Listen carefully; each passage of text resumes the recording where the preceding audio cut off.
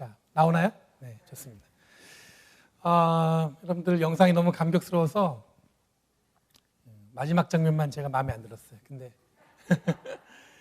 화면을 보신 분들 다 왜 제가 눈물이 나지? 나는 별로 안 있었는데. 그죠? 오래 계신 분들은 아마 눈물 나실 것 같은데 아마 마음이 그런 것 같습니다. 이 영상 여러분들 찬양은 우리 성가대 간 거고요. 이걸 영상을 찍으신 분은 박병준 권사님이 찍으셨어요. 여러분들 보면은 굉장히 좋은 장비들을 이용하셨어요. 드론도 사용하시고 짐볼이라고 해가지고 흔들리지 않게 이렇게 찍으시고 이 전체적인 것을 디자인해 주시고 또 수고해 주신 송영남 집사님께 주의자 되시는 감사드립니다. 여러분들 다시 한번 하나님의 은혜 감사드리고 잘 모르시겠지만 여기 꽤 앉아 계세요 앞에. 그래서 지금 라이브 예배니까 박수 치고 싶은데 소리 들어갈까 봐 못 치셔 이렇게. 그래서 우리 다시 한번 박수 한번 치겠습니다. 여러분 교회 창립 35주년이에요. 예전 같았으면 좀 특별하게 아마 보냈을 텐데 아쉽기는 하지만 이렇게 평범히 보내는 것도 또 다른 뜻이 있을 줄 믿습니다. 여러분 교회의 창립 주일을 기억한다는 것은 이게 역사적 작업을 하는 것과 마찬가지예요. 하나님의 은혜로 교회가 세워지고 교회의 몸된 교회인 우리들이 열린교회라는 이름으로 함께 엮어져서 한 공동체에서 지금 우리가 신앙생활하고 있는 거잖아요.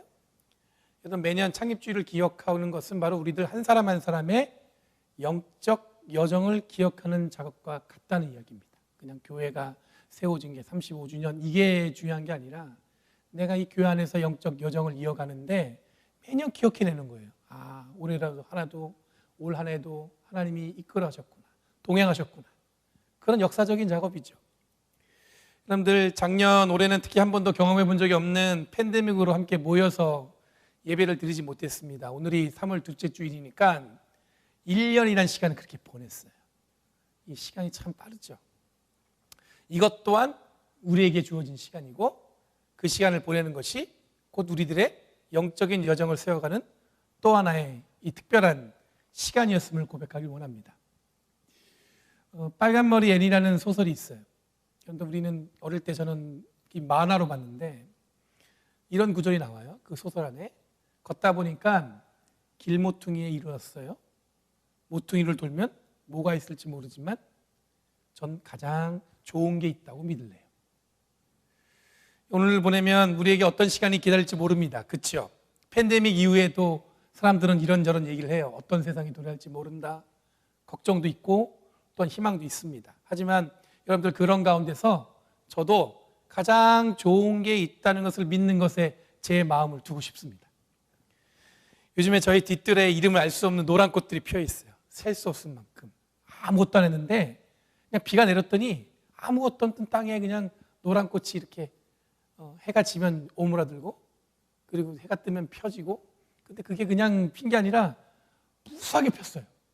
발을 디딜 수 없는 정도로 너무 이쁘니까 사람들한테 물어봤습니다. 이게 무슨 꽃일까요? 그랬더니 누가 그러더라고요. 잡초예요.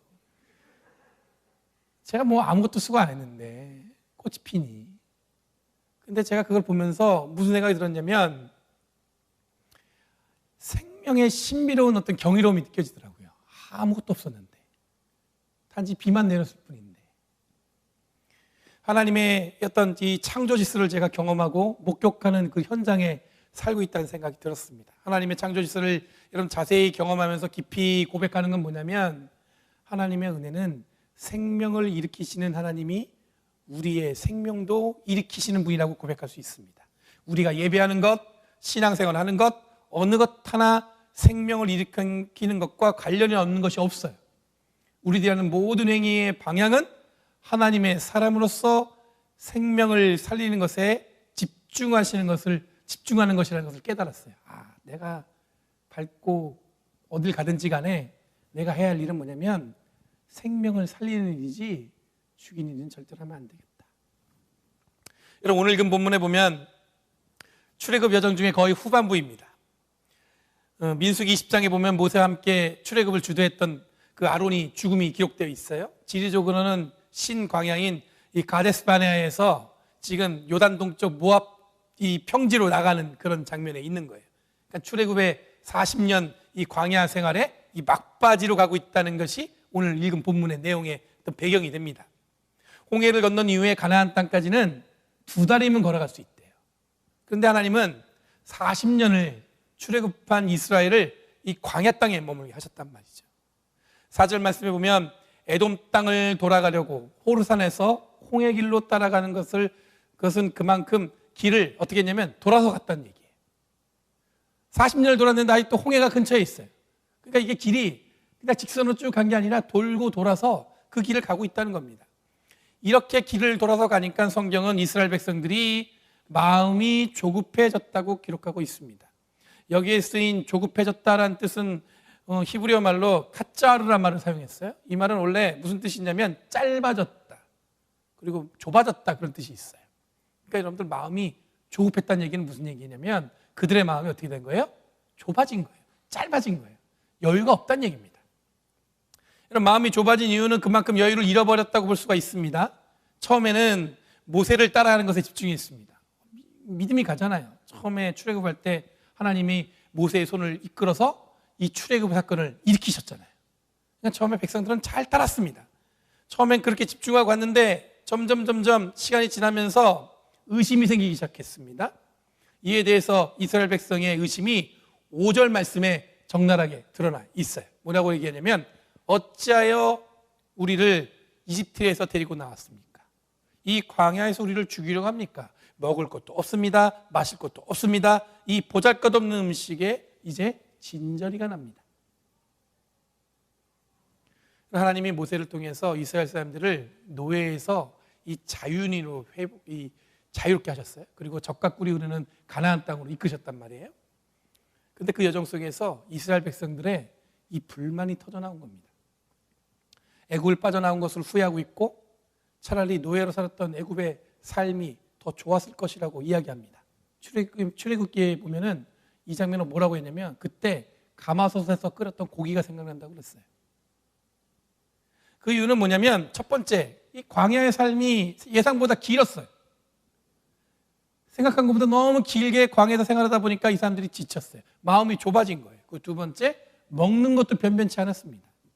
처음이야 만나와 메추라기지 매일 먹는다고 생각해 보세요. 이 순간 여러분들 모세의 리더십이 흔들리는 순간입니다. 모세가 지닌 영적 리더십은 물론이고 하나님을 향한 믿음과 신뢰도 무너지는 순간에 모세 또한 아마 당혹스러웠을 거예요. 저 사람이 또 마음이 변했구나. 여러분 이 시간은 오늘날로 보면은 방향을 알 수 없고 내가 지금 가는 길이 맞는지에 대한 확신이 없는 순간을 경험하는 것과 마찬가지입니다. 지금 여러분들 우리가 팬데믹을 겪으면서 이런 비슷한 마음이 있을 수 있죠. 생각보다 길어진 시간, 언제까지 이런 시간이 길어질 것인가? 이거 계속 평생 이러는 거 아니야? 그런 마음들이 우리를 사로잡을 수 있죠. 우리 아이들은 잘 모르겠지만 이때를 기억하면 여러분들 얼마나 1년 동안 학교를 안 갔잖아요. 이게 얼마나 큰 일이에요. 우리 아이들은 전학을 했는데 새로운 학교에서 친구를 사귀어 본 적이 없어요. 그래서 아이들이 전학을 한 건지 전학을 안 한 건지. 여러분 이런 상황에서 리더십을 발휘할 사람이라면 모세와 같은 기분을 느꼈을 것입니다. 나한테 이 리더십의 위기가 오는구나. 아니면 누군가를 따라가야 하는 사람이라면 이스라엘 백성과 같은 마음이 생겼을 거예요. 불평이 생기죠. 불만이 생기죠. 아니 똑바로 못하는 거야. 이런 마음이 생길 수 있죠. 여러분 잘 아시겠지만 불확실성 앞에 평안한 사람은 없고 광야 같은 삶이 끊임없이 지속되면 당연히 광야의 삶이 시작되기 이전에 시간을 그리워할 것입니다. 사람은 다 비슷해요. 제가 아마 그 출애굽했을 때 이스라엘 백성이었으면 저도 똑같은 불평을 했을 거라는 생각을 해봤어요. 내가 여기서 마음을 넓게 가지고 여러분 불평하지 마세요 이랬을까? 생각해보면 저도 불평하지 않았을까? 여러분 이런 상황에서 설상가상으로 불뱀이 나타나서 이스라엘 백성들을 많이 물어 죽입니다. 성경에는 여러분 불뱀이라고 번역했지만 원어 성경에는 이 불 같은 알 수 없는 뭔가예요. 뭔가가 이게 무는 거예요. 아마 불뱀에 물리면 이 화상을 입은 것 같은 반응이 몸에서 일어났기 때문에 이 불뱀이라는 이름을 붙인 것 같아요. 여러분 단지 뱀의 한 종류만 그런 게 아니라 광야에서 만나게 되는 독을 가진 어떤 곤충이나 생물 이런 것들을 다 통틀어서 한 얘기인 것 같습니다.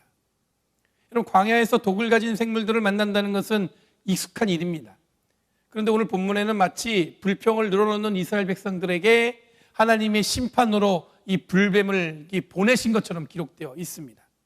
전체적인 원어 성경의 문장의 구조를 보면은 이스라엘이 불평을 늘어놓았던 길어진 광야의 삶, 그리고 형편없는 음식과 이 평행 문장으로 이 광야에서 마주치는 알 수 없는 독충이나 뱀, 즉 애굽에서는 경험하지 못했던 새로운 거리들이 있었다는 것을 설명하고 있는 거예요. 새로운 골칫거리들, 한 번도 경험하지 못했던 것들. 하지만 길어진 광야의 삶의 형편없는 음식은 이스라엘 백성을 불평으로 이끌었지만 알 수 없는 독을 가진 여러 생명들, 이 대표적으로 불뱀은 이스라엘 백성을 어떻게 했냐면 두려움으로 이끌었어요. 불평은 모세를 원망하게 했어요. 그런데 이 두려움은 어떻게 이스라엘 백성을 바꿔놨냐면 모세에게 간절히 간구하게 하고 있습니다. 그러니 불평과 두려움의 뿌리는 같다고 볼 수가 있습니다. 그런데 원망이 간구가 되도록 바꾸어 놓은 것은 단지 두려움 때문인지, 아니면 심각한 문제를 만났을 때 이스라엘 백성들이 보인 반응을 통해서 우리들도 어떻게 반응할지를 살펴보는 것도 오늘 본문을 읽어내면서 여러분들 굉장히 또 다른 의미가 있을 것 같아요. 그들은 오늘 본문에 보면 불평하고 있었어요. 그런데 어느 순간에 보면 모세에게 간구하고 있어요. 어떻게 마음이 이렇게 쑥 바뀌었을까? 여러분, 말씀드린 것처럼 불평하는 삶과 두려운 삶이 가득한 삶의 뿌리는 같습니다. 이것을 깊이 생각해 보면 불평이 많은 사람의 특징은 뭐냐면 마음속에 두려움을 가득 안고 있는 사람과 같다는 생각이 들었어요. 불평이 많으면 그만큼 뭐예요? 이 불안한 게 많은 거예요. 그리고 뭐냐면 이 두려움이 많은 거예요. 7절 말씀에 보면 백성이 모세에게 와서 간구하였다. 주님과 어른을 원망함으로써 우리가 죄를 지었습니다. 이 뱀이 우리에게 물러가게 해달라고 주님께 기도하여 주시기 바랍니다. 그리하여 모세가 백성들을 살려달라고 기도하였다. 이렇게 기록하고 있어요. 그럼 불평은 원망을, 두려움은 간구로 바뀌었는데 간구하는 마음은 원망에 대한 뉘우침으로 이어졌습니다. 이 뉘우침에 하나님이 모세에게 일러서 구리로 만든 불뱀을 쳐다보면 살아날 수 있다는 방법을 알려주세요. 여러분, 이스라엘의 간구에 하나님은 불뱀을 없애는 것으로 이스라엘을 도운 것이 아니라 모세로 하여금 놋뱀을 만들어서 쳐다보면 불뱀에 물려서도 살아날 방법을 가르쳐 주신 거예요.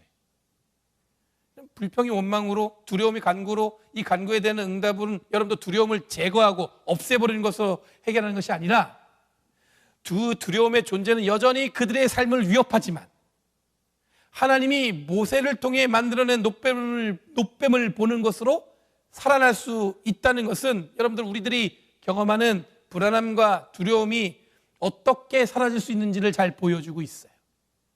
우리에게 닥친 문제는 사라지지 않습니다. 없어지질 않아요. 다만 이스라엘 백성이 바뀐 게 뭐냐면 바라보는 것이 바뀐 거예요. 지금까지 그들은 불평을 할 수 있는 그런 조건에만 바라봤어요. 뭐예요? 너무 긴 광야 생활이 불평스러운 거예요. 형편없는 먹을거리가 불평스러운 거예요. 마실 물이 없는 것 때문에 불안한 거예요. 근데 그것만 보면 불안하고 원망할 수밖에 없는데 하나님이 모세를 통해 일러준 건 뭐냐면 그들이 바라보는 눈을 다른 방향으로 옮겨 놓으셨어요. 그랬더니 뭐예요? 간구로 바뀌었다는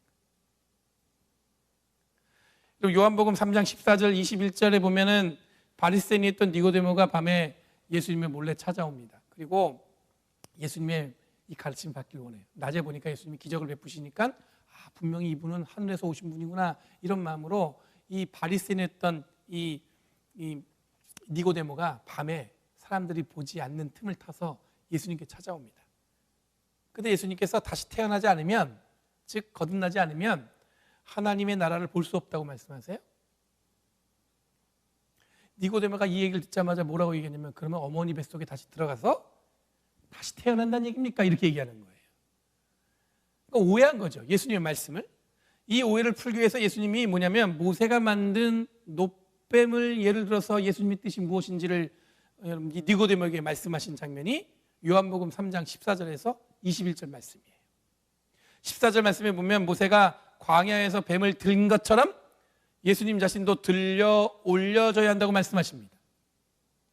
그럼 다시 태어나지 않으면, 여기서 태어난다는 동사는 정말로 아이가 태어날 때, 뱃속에서 태어날 때 그 동사가 똑같아요.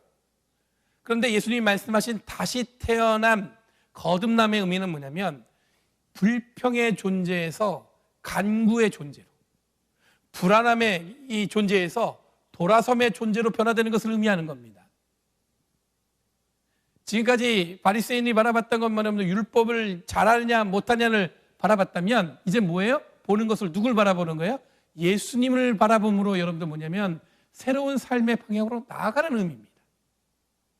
하나님이 모세를 통해서 만드신 놋뱀은 여전히 이스라엘 백성들을 괴롭히는 불뱀의 위협을 이겨낼 수 있다는 생명의 거듭남으로 초대했습니다. 다시 말해서 더 이상 불안함과 두려움으로 상대를 원망하고 절망으로 사람들을 몰아가는 행위를 하지 않고 하나님이 주시는 생명을 일으키는 새로운 존재로 거듭나야 된다고 말씀하고 있는 거예요. 여전히 불뱀 같은 생명을 위협하는 두려움이 밀려올 수 있습니다. 이 두려움은 불평과 원망으로부터 시작되고 이 불평스러운 것이, 여러분 두려운 것이 사라지면 모든 것이 평안할 것 같지만 하나님은 모든 불평과 원망의 이유가 여전히 존재하는 가운데 두려움을 없애는 것을 문제로 해결하는 것이 아니라 여전히 존재하는 고난 속에서도 예수 그리스도를 통해서 우리를 든든히 이겨낼 수 있다는 확신을 얻게 된다는 것입니다. 우리가 코로나 바이러스가 완전히 사라지면 다시 옛날처럼 돌아갈 수 있다, 그런 기대가 있느냐? 아니에요. 여전히 코로나 바이러스라는 것이, 그것이 없어지면 또 다른 바이러스가 생길 수 있지 않겠어요? 팬데믹이라는 게 여러분들 지금 우리 세대에 처음으로 일어났지만 그 다음 세대에 또 일어날 수 있겠죠. 그런 문제들이 여러분들 완전히 해결되고 없어져야 우리가 평안한 것이 아니라 그런 문제가 우리 삶을 여전히 위협해도 우리는 뭐예요? 하나님이 주신 생명을 일으키는 존재로서 보는 눈이 다른 거야. 사람들은 그것 때문에 괴로워하고 겁나하고 그것 때문에 세상의 삶을 어떻게 해요? 단절하고 만나지 않으려고 하고. 그런데 우리는 어떻게 하는 거예요?